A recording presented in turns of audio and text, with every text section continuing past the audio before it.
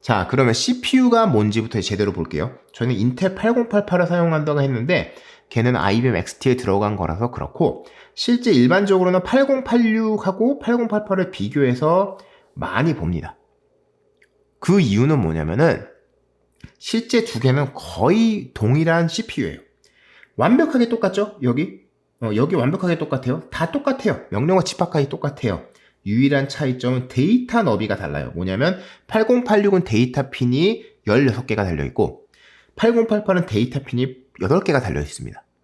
그래서 8086은 한 번에 16비트 데이터를 읽어오는데 8088은 두 번에 걸쳐서 읽어올 수밖에 없다는 거죠. 그만큼 얘가 조금 더 저가였기 때문에 좀 더 널리 흥행할 수 있었고, 그리고 8086이 좀 더 빠른 거죠. 그래서 실제 데이터를 2바이트 단위로 얼라인을 하면은 8086이 꽤 많이 빨라집니다. 하지만 결과적으로는 8088이 그 유명했던 IBM XT 컴퓨터에 들어간 거기 때문에 저희는 그거 기준으로 하겠다는 거죠. 그래서 그 얘기를 했으면 핀 구성을 보면 되죠. 뭐 민모드, 맥스모드 이런 거 저희는 안 볼 거니까 신경 쓰지 마시고요. 제일 중요하게 저희가 봐야 될 거는 어드레스 핀하고 데이터 핀이에요. 그럼 데이터 핀을 조금 보면은 이게 86이죠. 8086에 보면은 데이터 어디 있어? 데이터가 안 보이네? 그죠? 참고로 AD 이렇게 되어 있는 게 어드레스와 데이터 핀을 같이 합쳐놓은 거라는 얘기입니다. 그래서 보시다 보면은 여기는 AD가 뭐 14까지 있고 15까지 있는데 거기는 어드레스만 있고 그 밑엔 데이터는 여기까지밖에 없죠. 빵에서 7까지. 그래서 데이터 핀이 적은 거를 볼 수가 있습니다. 근데 제가 지금 막 설명하는 도중에 뭔가 이상한 거 깨달은 거 하나 있지 않나요? 요 핀이 어드레스하고 데이터하고 공유가 되고 있어요. 그 의미는 저희가 650에서는 어드레스 핀은 언제나 어드레스만 나오고 데이터 핀은 언제나 데이터만 나왔거든. 그래서 판단이 쉬웠고 한 사이클에 그걸 뿅뿅 해서 끝나면 됐던 거야. 근데 얘는 두 개가 공유하니까 어떤 경우에는 어드레스 핀이 나오는 타이밍이 있을 거고 어떤 경우에는 데이터 시그널이 나오는 타이밍이 있을 겁니다. 뭔가 되게 복잡해요. 근데 비용을 절감하기 위해 그런 거죠. 이 핀수 마구 늘리기 싫었으니까. 그죠? 그래서 그런 거야. 그러면 결과적으로는 실행 중에 뭔가 이 두 모드를 왔다 갔다 해야 된다는 건데, 그러면 결과적으로는 타이밍 다이어그램 보면은 모든 답은 나오겠죠. 자, 타이밍 다이어그램입니다. 이게 민 모드의 타이밍 다이어그램. 아까 민 모드, 맥스 모드 있었죠? 당연히 맥스 모드의 타이밍 다이어그램은 또 있습니다. 그래서 이거를 열심히 보면서 언제 어드레스가 들어오고 언제 데이터가 들어오는지 보자 라고 할 것 같았지만 안 봅니다. 저희는 패러다임이 바뀌었어요. 여기부터는 웬만하면 하드웨어 자체를 안 볼 거예요. 물론 저희가 어셈블리어 코딩을 하는데 필요한 것들, 뭐 레지스터가 뭐가 있고 뭐가 몇 비트고 이런 것들은 봐야죠. 하드웨어 부분이지만. 그리고 8088, 8086을 이용해서 뭐 보이스 오버 IP 장비를 만들거나 이렇게 하드웨어를 설계하신 분들도 사실은 있어요. 근데 우리 이미 650에서 그걸 해봤고, 만약에 본인이 그런 위치에 처한다면은 650에서 배웠던 개념을 8086에 적용을 해서 열심히 데이터 다이어그램, 타이밍 다이어그램 읽으면서 하실 수 있을 거라고 봅니다. 그래서 저희가 굳이 그건 하지 않을 거예요. 그 이유는 우리는 패러다임이 바뀌었어.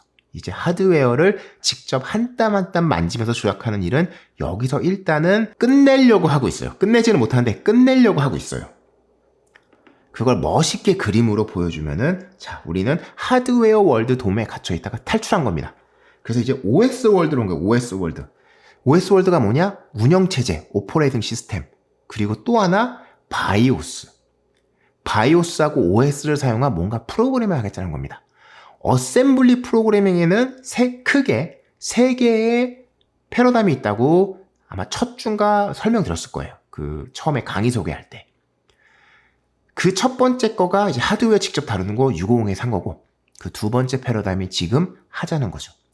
이제는 OS를 적당히 믿고 바이오스를 적당히 믿고 우리는 코딩을 할 거다. 내가 직접 하드웨어를 제어하지 않아도 OS나 바이오스가 그걸 직접 해주고, 나는 OS의 함수, 어셈블리로 얘기하면 결국 점프죠.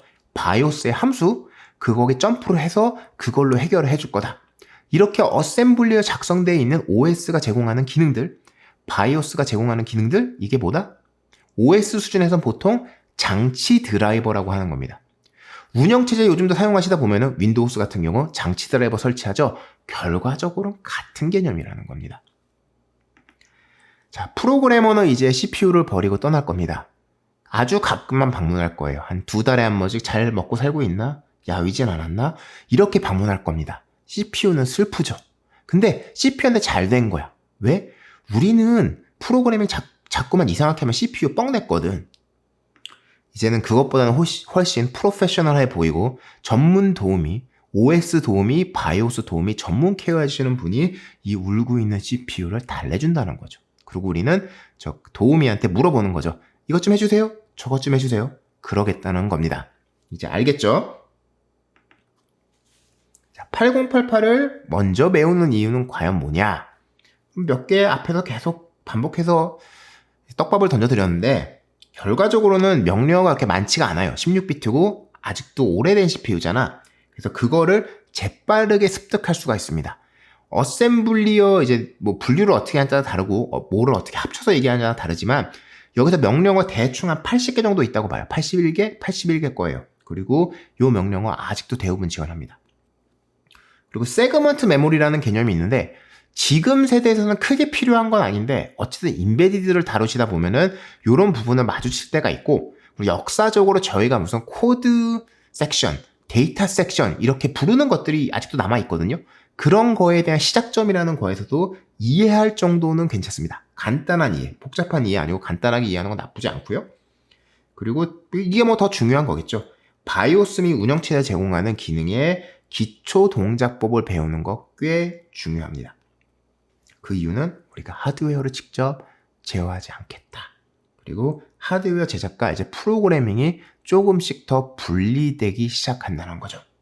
이 운영체제 MS-DOS 2.0 뭐 이런 거 사용할 건데 그것도 어셈으로 작성돼 있어요. 그리고 소스 코드 언제든 볼 수 있습니다.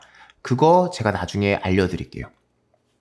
그리고 여전히 하드웨어의 그 마인드가 탈피 못한 부분이 있기는 해요. 메모리를 여전히 직접 접근이 가능합니다. 8088에서는. 이게 리얼 모드라는 이제 그 모드를 CPU 모드를 사용하기 때문이고 8088에서 좀 넘어가면은 어느 순간부터는 리얼 모드도 제대로 사용할 수 없는 경우들이 나오기는 해요. 그래서 이게 약간의 과도기적인 거죠. 운영체제가 아직 엄청나게 파워풀하진 않은 상태에서 우리가 하드웨어를 직접 제어할 수 있는 상황이고 이제 요 패러다임도 넘어가서 세 번째 패러다임 넘어가면은 거의 하드웨어를 직접 제어할 일은 없는 경우들이 옵니다. 그래서 우리가 그 중간 단계를 배우고 있다는 거고